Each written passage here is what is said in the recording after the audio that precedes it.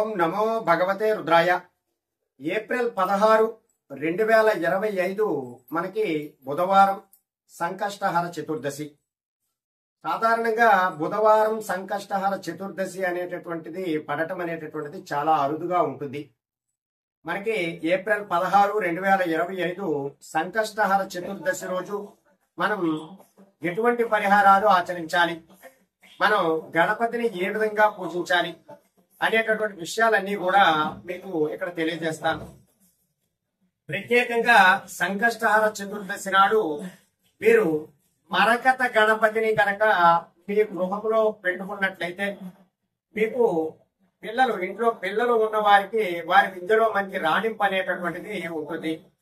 అలాగే ఈ యొక్క మరకత గణపతిని మీ వ్యాపార స్థలంలో కనుక పెట్టుకున్నారు అంటే కస్టమర్ల యొక్క ఆకర్షణ బాగా పెరిగి ధన ఆకర్షణ, జన ఆకర్షణ అనేటటువంటిది మీ వ్యాపార స్థలంలో ఇది పెట్టడం వల్ల కలిగి మీకు అఖండ ధన లాభాలు, వ్యాపార అభివృద్ధి అనేటటువంటిదంతా కూడా జరుగుతూ ఉంటుంది.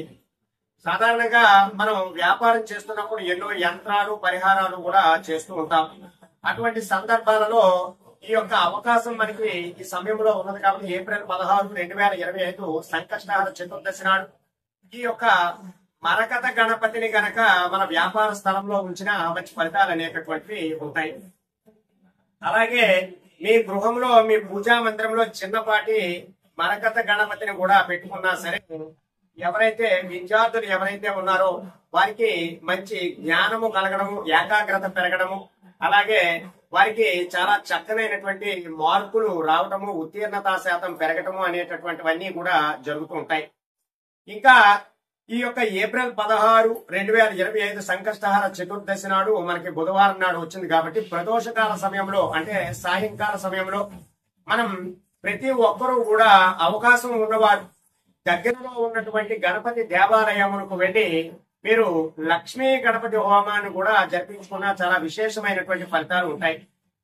అలాగే ఇంకా ఆ రోజే అంటే ఏప్రిల్ 16, 2025 నాడు సంకష్టహర చతుర్దశి బుధవారం నాడు మీరు సాయం సంధ్యా సమయంలో అంటే సాయంకాలంలో ప్రదోష కాలంలో మీ గృహము వద్దే చిల్లేడు ఆకులతో మరకత గణపతిని లేదా శ్వేతార్క గణపతిని కనుక పూజించినట్లయితే మంచి ఫలితాలు అనేటటువంటివి ఉంటాయి. ఇలా చేయడం వల్ల ఉద్యోగం లేని వారికి ఉద్యోగం రావడము, వ్యాపారంలో అభివృద్ధి పొందడము, ఉద్యోగంలో ప్రమోషన్ రావడము, చాలా మంచి ఫలితాలు అనేటటువంటివి కలుగుతాయి. ప్రధానంగా ఈ పరిహారాన్ని ఆచరించడం ద్వారా మంచి ఫలితాలు అనేటటువంటివి మీరు ఖచ్చితంగా పొందుతారు.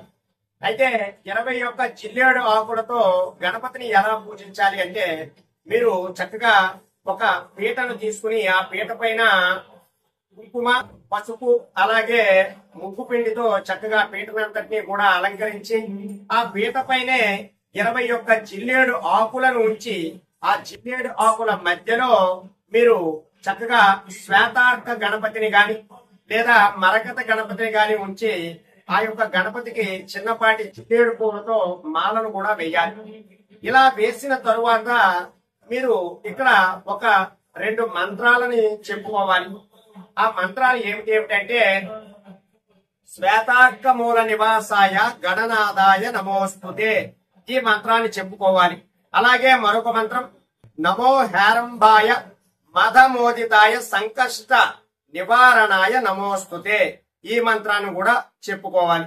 లేదు ఈ 2 మంత్రాలు కూడా మేము చెప్పుకోలేము అనేటటువంటి సందర్భంలో గం క్షిప్ర ప్రసాదనాయ నమః ఈ మంత్రమైనా సరే మీరు చెప్పుకోవడం ద్వారా మీకు మంచి ఫలితాలు అనేటటువంటివి ఉంటాయి.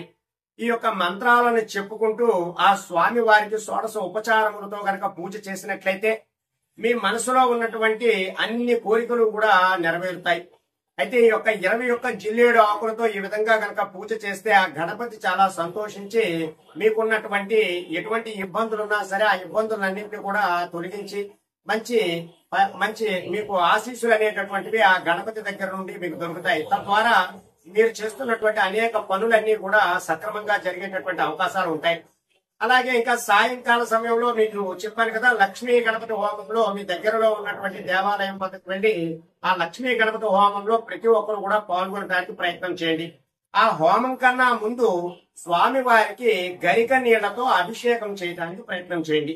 తద్వారా గణపతికి ఎంతో సంతోషం కలుగుతుంది. మీరు చేసినటువంటి ఆ పరిహారం ద్వారా మీకు ఉన్నటువంటి ఆ సమస్యలు రుగ్మతలు అన్ని కూడా తొలగిపోయేటటువంటి అవకాశాలు ఉంటాయి.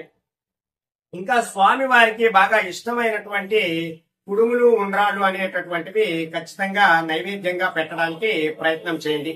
ఇలా మీరు ఈ యొక్క సంకష్టహార చతుర్దశి నాడు గనక ఈ పూజా కార్యక్రమాలన్నింటినీ కూడా చేసుకున్నారు అంటే మీకు మంచి ఫలితాలు అనేటటువంటివి ఉంటాయి. కాబట్టి ఈ సంకష్టహార చతుర్దశి నాడు ప్రతి ఒక్కరూ కూడా ఈ పరిహారాలు ఆచరించి మంచి ప్రయోజనాలు పొందడానికి ప్రయత్నం చేయండి. సర్వే జనా సుఖినో భవంతు. శుభం.